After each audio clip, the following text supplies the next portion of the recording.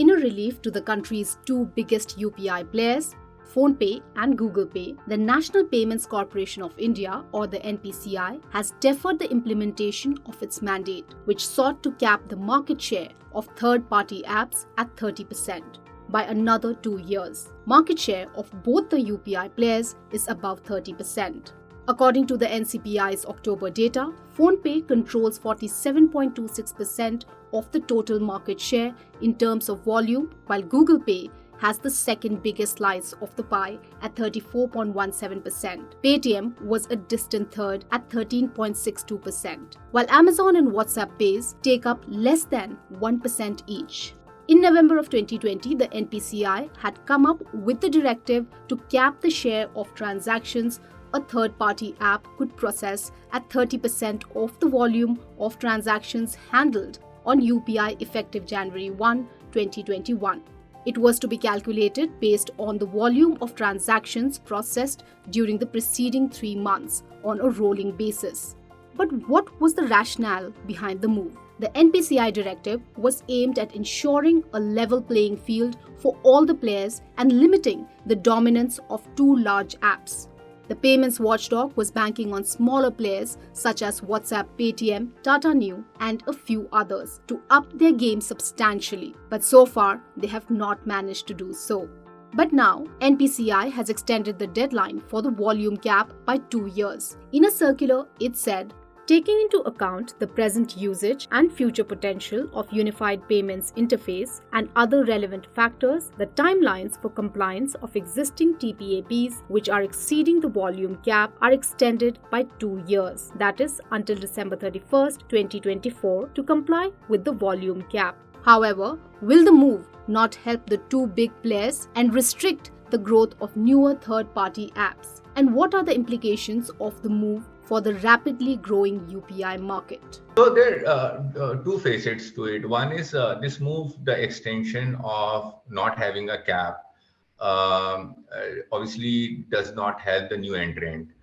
It also doesn't help the people, providers, service providers who are under the cap, like below 30% in that case.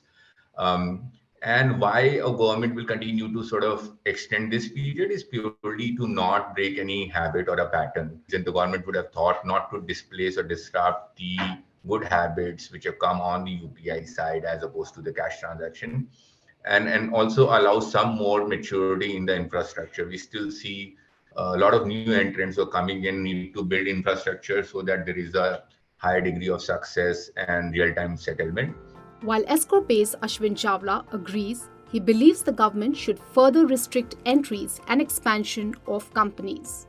No brand or no fintech has risen to the level of these two entities which are already operating. And because of that reason, I believe the government, rather than sharing and splitting that business of these two companies to spread over the other fintechs, I think a lot of work needs to be done in terms of technology, reach, compliance, protection, fraud management, and so on, to be allowing other users to operate at that level. I think it is very imperative for the government to identify the right set of players in the industry, patch up and allow access to only those operators which can take the responsibility of serving 1.4 billion people.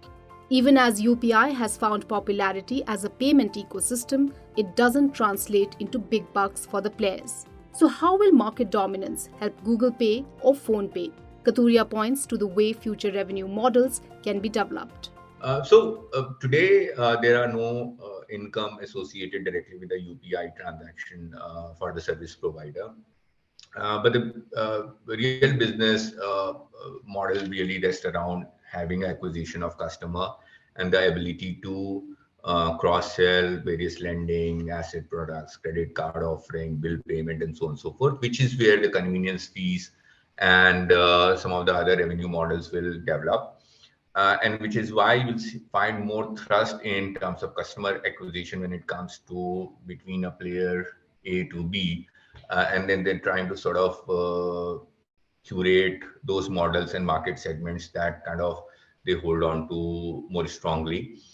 But the business model is revenue model is really about cross-selling and upselling various products on the platform. Chawla, however, stresses that UPI should remain free to use. UPI has to be free, and that's the reason players like the two names that you took, they are operating as super apps in terms of payment, so that once when a client enters your ecosystem, touching UPI or any other aspect of it, obviously KYC and other protocols get touched in some way. So he eventually indirectly becomes your client, and then you've got a gamut of services, upsell, cross-sell opportunities to sell and earn. The NPCI's recent move does seem paradoxical to its earlier directive of easing the entry and expansion of new players into the UPI space. Experts, however, believe it is in the best interest of the UPI ecosystem as well as the consumer.